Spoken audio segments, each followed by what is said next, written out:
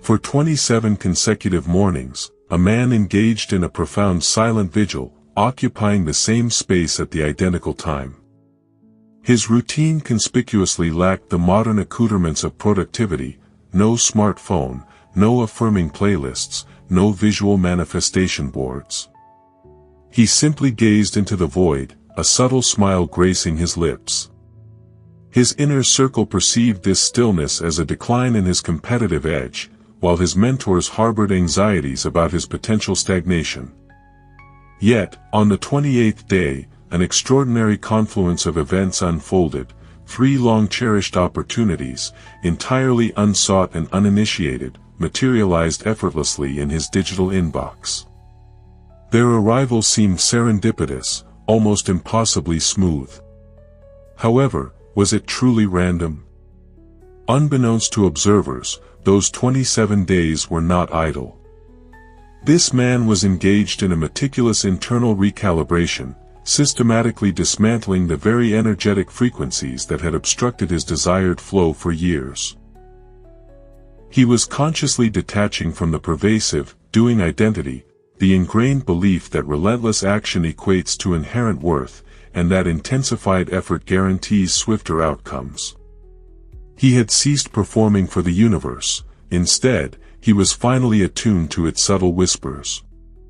The profound, yet rarely articulated, truth is that the quantum field does not respond to overt actions. Its resonance is elicited by something far more subtle, infinitely more potent, a nuance often entirely overlooked.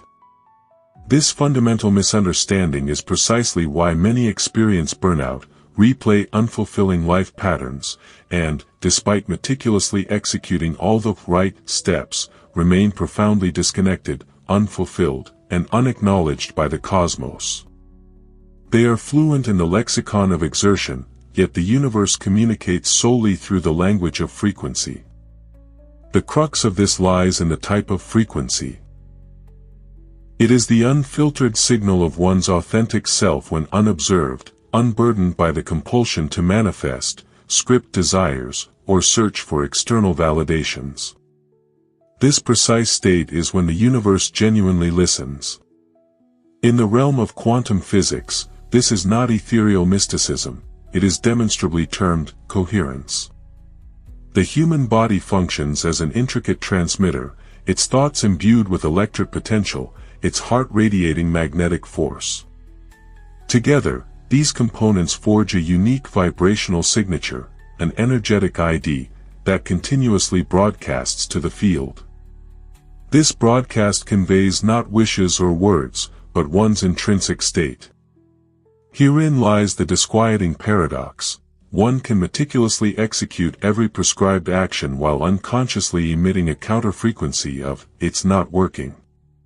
One might meticulously script a dream life, yet radiate an underlying frequency of desperation. One might visualize opulence, while their nervous system remains rigidly wired to survival. This invisible contradiction is the primary impediment to the collapse of desired timelines. This concept is not about assigning blame, but rather cultivating precision awareness. Once the true auditory mechanism of the field is comprehended, energy is no longer squandered in futile attempts to persuade it through effort. Instead, communication shifts to the only language it comprehends: embodiment. The man who sat in silence was not idle, he was undergoing a profound recalibration, remembering a truth often obscured by the clamor of striving: one is not here to earn alignment, but to return to it. This return cannot be feigned, it can only be deeply felt.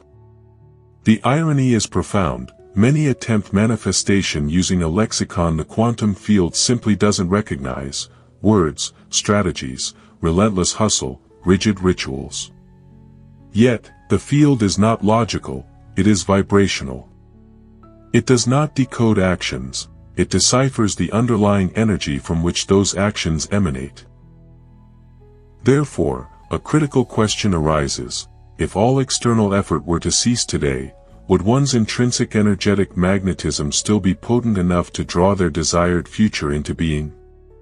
This is the unseen truth to be unraveled, for it is not about inaction, but about transforming into an individual who no longer vibrates from a place of lack, who no longer performs for manifestation, and who no longer supplicates the field, but becomes the version of self that the field simply cannot disregard.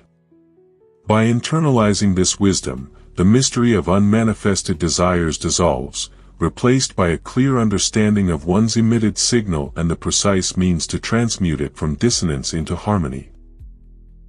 To achieve this, a deeper exploration is essential, delving into the reasons why even well-intentioned spiritual practitioners often fail to collapse timelines, unraveling the quantum miscommunication between intentions and the field, and learning how to realign not through effort, but through profound emotional congruence, for the field is always listening, though rarely to what is consciously perceived.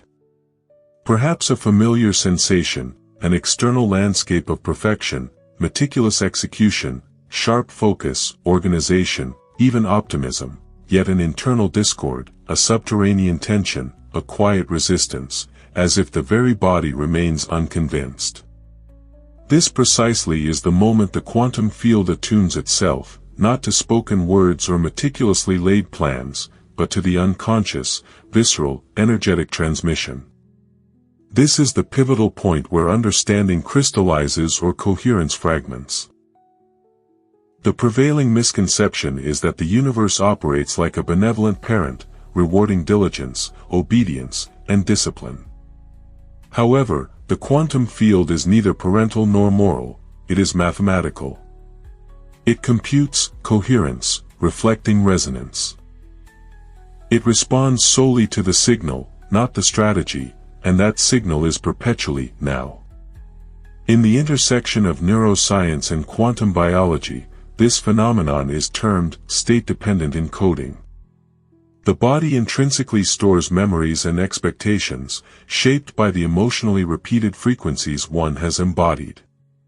Consequently, even while intellectually visualizing abundance, if one is emotionally rehearsing scarcity, the field will inevitably mirror scarcity, not as punishment, but as an undeniable reflection. To simplify, imagine entering a room with a tuning fork vibrating at 432 Hz. If another tuning fork, precisely tuned to the same frequency, exists anywhere in that room, it will spontaneously begin to vibrate, without physical contact or external force, pure resonance. This is the precise mechanism of manifestation. The field does not grant wishes, it responds to coherence. When intention, emotion, and embodied state align, one transforms into a powerful broadcast tower, drawing everything congruent with that frequency towards them. This occurs not through active solicitation, but through resonant vibration. Yet, a paradox emerges. The very act of trying to maintain a high frequency often signifies its immediate dissolution. Trying implies resistance, wanting implies absence, performing implies insecurity, and the field instantly perceives these underlying currents. This explains why many experience plateaus. Their fervent attempts to manifest originate from the conscious mind, while their bodies continue to harbor frequencies of fear, separation, and lack. Their words articulate one reality, but their invisible electromagnetic field, their vibrational broadcast, narrates an entirely different story. To illustrate tangibly, one might diligently journal, "I am abundant, I am aligned," each morning. Simultaneously, an internal tightness constricts the chest, eyes dart towards the clock, a subtle impatience for external proof of efficacy. That underlying tension, that subtle anxiety, is the true signal, that is what the field unequivocally hears. While the conscious mind articulates words, the subconscious, which governs an astonishing 95% of one's energetic signal, communicates exclusively through emotion, and emotion is inherently magnetic. Dr. Joe Dispenza frequently articulates that elevated emotion married to clear intention is the formula for creation. Yet, most individuals diligently practice the intention, neglecting the vital emotional rehearsal. They declare desires while emotionally vibrating the opposite, akin to dialing the correct number but whispering into the wrong phone. Now, a crucial quantum insight: the field does not comprehend future tense. There is no "I will" in the energetic language of the universe. The field unequivocally reflects the now state. Therefore, perpetual striving, always becoming, always reaching, results in a continuous broadcast of "it's not here yet," and the universe, in perfect obedience to this signal, maintains its absence. Furthermore, a deeper layer exists. Many unconsciously weaponize manifestation as a performance for safety, believing their worth is contingent upon achievement.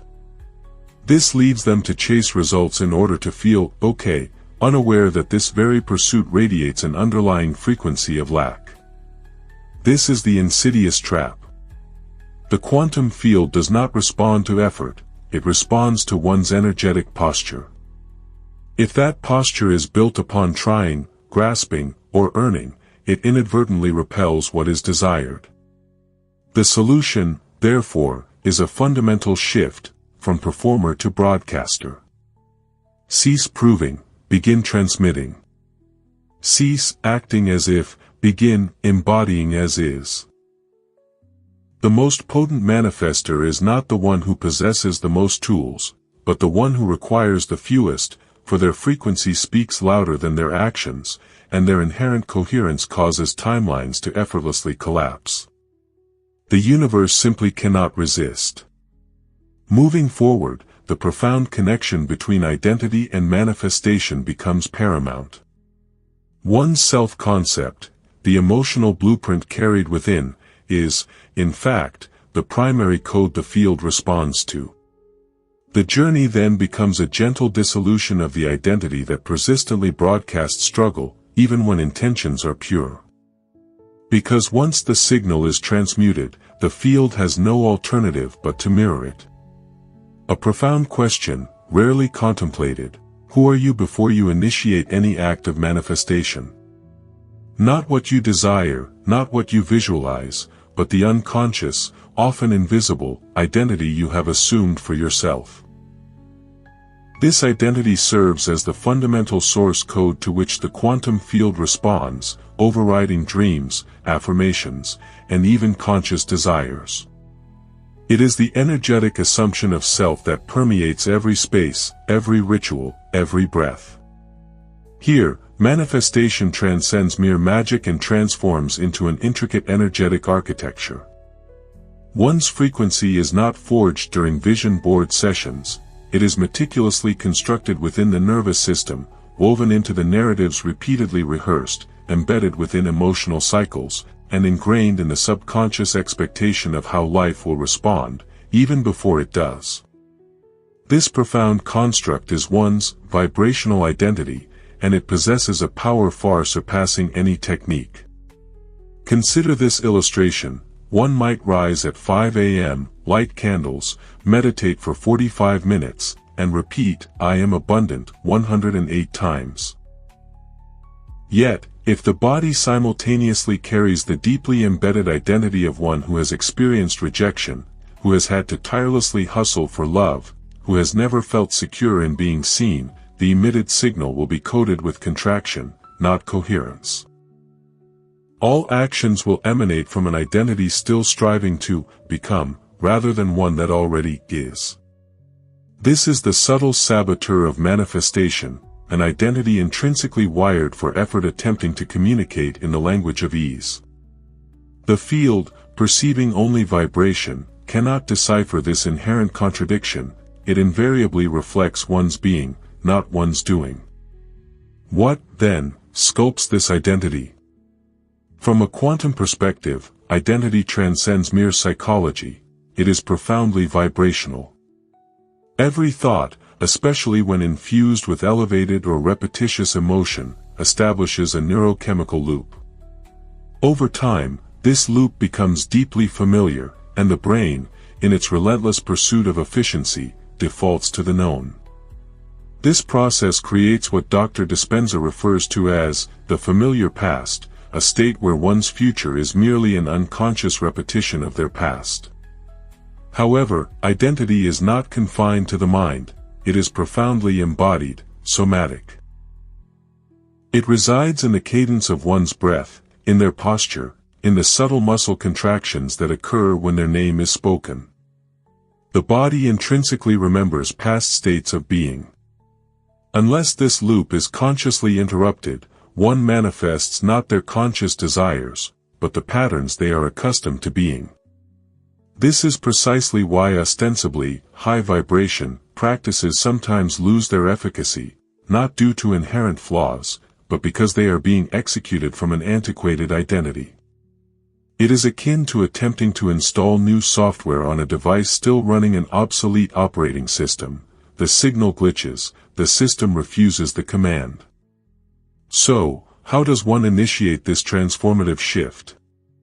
The first crucial step is to meticulously observe and catch the precise moment one reverts to the old self, the self that doubts, that forces, that anxiously scans for external signs instead of radiating inherent certainty.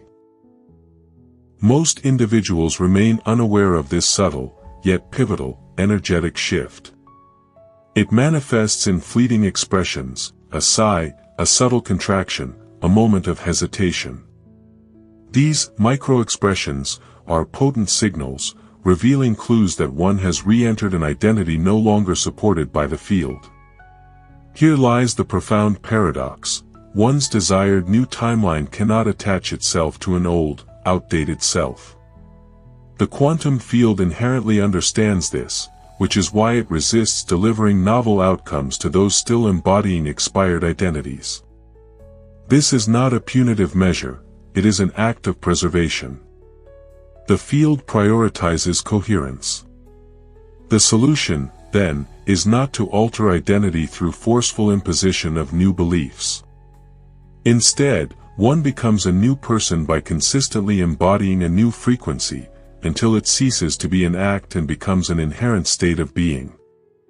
This is not disingenuous, it is vibrational rehearsal. One acts as if until it simply is. Begin with small, deliberate steps. Sit in stillness, not with the intention of attracting, but solely to observe. Feel the version of yourself who no longer chases, breathe with them, walk as they would. Ask, what would I no longer do if I truly believed I already was who I say I am? And then, consciously engage in less of those actions. Your new identity is not a costume, a fleeting vibe, or a Pinterest board. It is a fundamental frequency. When your thoughts, emotions, and actions align with this frequency, the need for external confirmation dissolves. You become the confirmation. You cease seeking the sign, you are the sign. A simple yet profound practice exists to gently and effectively rewire this identity, the coherence pulse. This 90-second daily ritual requires no hours, no props, no performance, only profound presence. Its purpose is to transmit a pristine signal from the very core of one's being. The quantum field does not require persuasion. It requires coherence so profound that it has no choice but to reflect what one already is. When this shift occurs, everything effortlessly, naturally, and instantly begins to organize around oneself. There is a moment, quiet and almost imperceptible, when the transformative shift commences. One is no longer performing a ritual to acquire something, nor is one reciting an affirmation to prove belief. One is simply being, not acting as if, but allowing themselves to embody what is already available within the field. This is the sweet spot where the quantum field responds even before one fully realizes the internal change.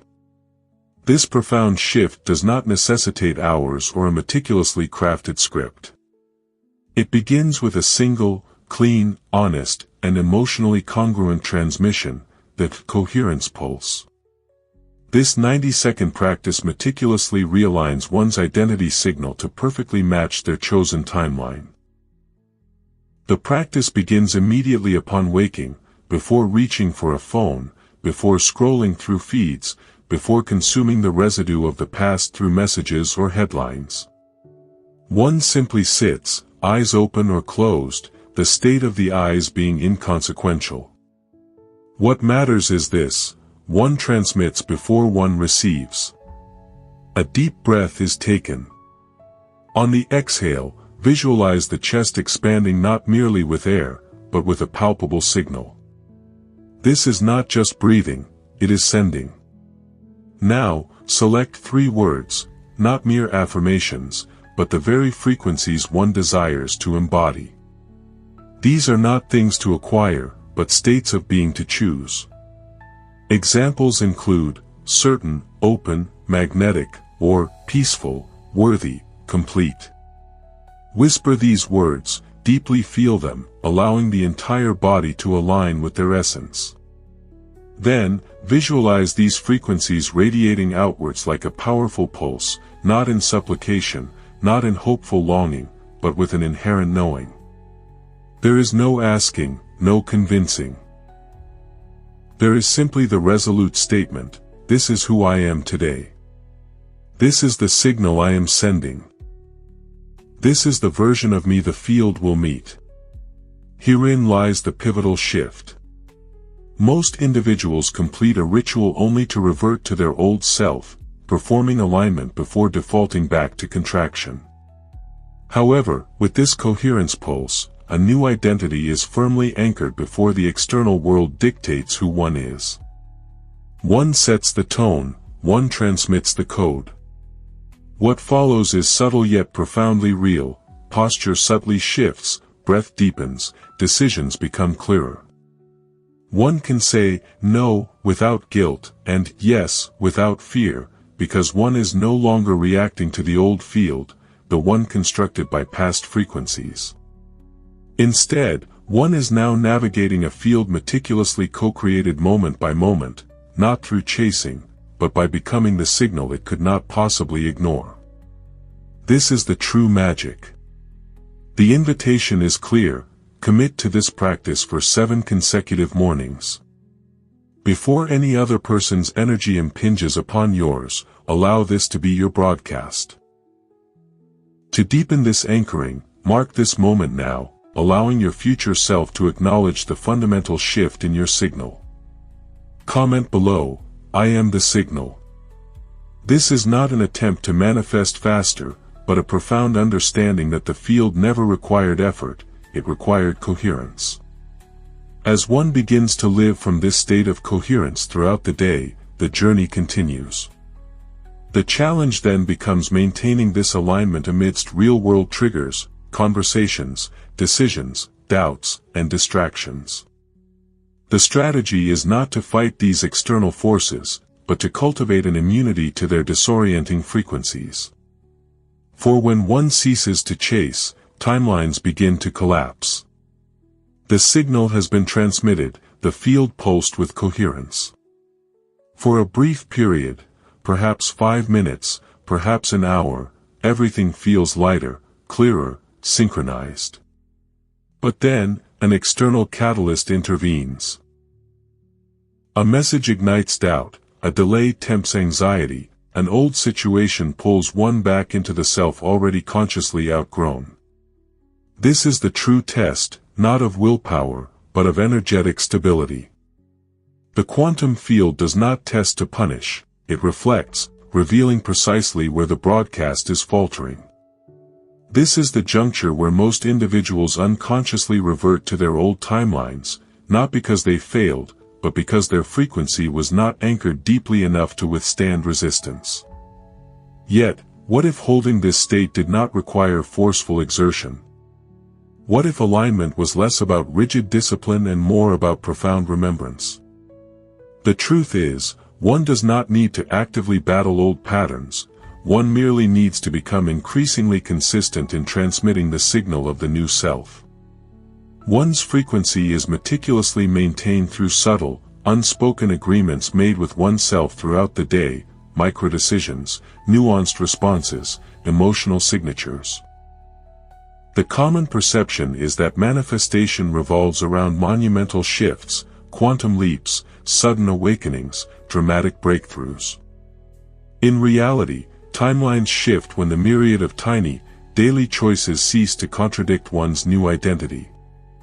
For instance, receiving a message that would typically induce contraction, the old self would overthink, worry, or desperately seek to rectify the situation. Instead, one pauses, takes a conscious breath, smiles, and remembers, I am the signal. That pause is not passive, it is quantum recalibration. It communicates to the field, I no longer react from my history. I now respond from my alignment. Another moment, the urge to rush, to control, to chase arises. One deliberately interrupts the pattern, asking, would the version of me who has already received this feel this urgency? If the answer is no, one embodies that no. One slows down, trusts the pulse, transmitting instead of grasping. These cumulative moments construct a new energetic posture, and posture is power. This posture communicates to the field, I am safe enough to allow. I am certain enough to not prove. I am already what I have been striving to become. And in that very moment, timelines accelerate. To maintain coherence throughout the day, one's environment must become a mirror of their frequency, not a constant test. This does not imply isolation or avoidance of contrast. It means consciously curating the spaces, the people, and the informational inputs that actively reinforce one's chosen state. Ask, what music supports the version of me I am embodying? What scent, what texture, what light reminds me I am safe in the now? Who are the 3 individuals in my orbit who speak to the future me, not the past? Even more subtly, what thoughts will I no longer entertain, not because they are inherently bad, but because they no longer resonate with this new signal? This is energetic hygiene, frequency stewardship, not obsessive, but profoundly intentional. Should one ever feel a subtle slippage, the solution is to return to the breath, not to calm down, but to broadcast. Speak the 3 words again. Pulse again. Re-become the broadcaster. For the truth is, one is not striving to stay in a high vibration, one is practicing being unavailable for anything else. Over time, this ceases to be a practice and becomes one's inherent baseline.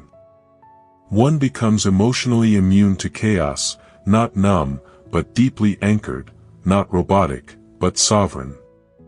And the field begins to bend, to organize, to arrange, to deliver.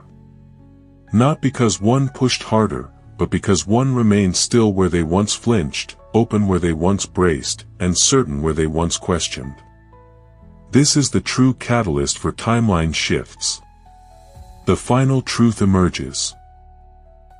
The moment when all techniques, rituals, and alignments dissolve into something quieter, simpler, more profoundly powerful than anything that could be forced or performed. At the quantum level, manifestation does not occur when the practice is perfected, it occurs when the need for the outcome is utterly forgotten. When one's frequency becomes so profoundly whole, so intensely magnetic, so internally aligned, that the field has no choice but to match it, not as a reward, but as an inescapable reflection. This is the genesis of true surrender, not the common misunderstanding of giving up, lowering standards, or letting go out of exhaustion. No, authentic surrender is a vibrational decision. It is when one's being is so congruous with their intention that they cease monitoring the timeline, stop scanning the field for results, and no longer implore the universe to prove its attentiveness, because they are no longer separate from what they have sought. Surrender in this context is not abandonment, it is a profound yielding to the present moment, a leaning back into trust while still navigating with precision. It is the paradox of soft eyes coupled with a sharp spirit, calm action devoid of tension. And the supreme irony, it is precisely when one no longer needs the thing that the thing begins to seek them. Why? Because the field responds to freedom, not the freedom to evade effort, but the freedom from attachment. When one is no longer energetically entangled in the when, how, or why not yet, their frequency becomes unequivocally clear, potently effective, and ultimately inevitable.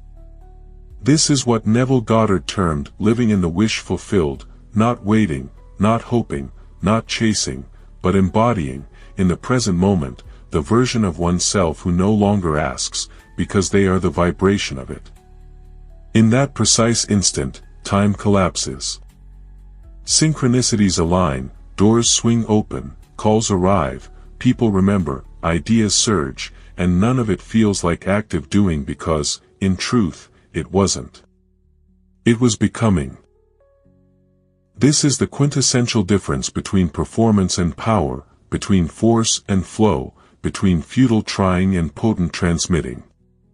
Therefore, as one departs from this profound exploration, the invitation is not to add another layer of effort, but to subtract the extraneous noise. To exhale deeply. To trust that what is divinely intended for oneself does not require convincing, it requires only coherence. Let this be the day to cease expending energy to reach somewhere, and instead, begin utilizing energy to become someone, the version of oneself that no longer performs for the field, but speaks its intrinsic language with effortless fluency. When this transformation occurs, everything one has ever envisioned begins to gravitate towards them, not because it was chased, but because one finally tuned their frequency to the undeniable truth, they were it all along. If a resonance stirred within, if clarity clicked, or if a remembrance of one's core essence sparked, then one is already immersed in the shift. And in this journey, one is not alone. This is more than mere information, it is a palpable frequency, a sacred space where science converges with soul, and the collective signal grows exponentially stronger. If this vibration resonates, the invitation is to subscribe, not for more content, but as an active participant in a transformative movement.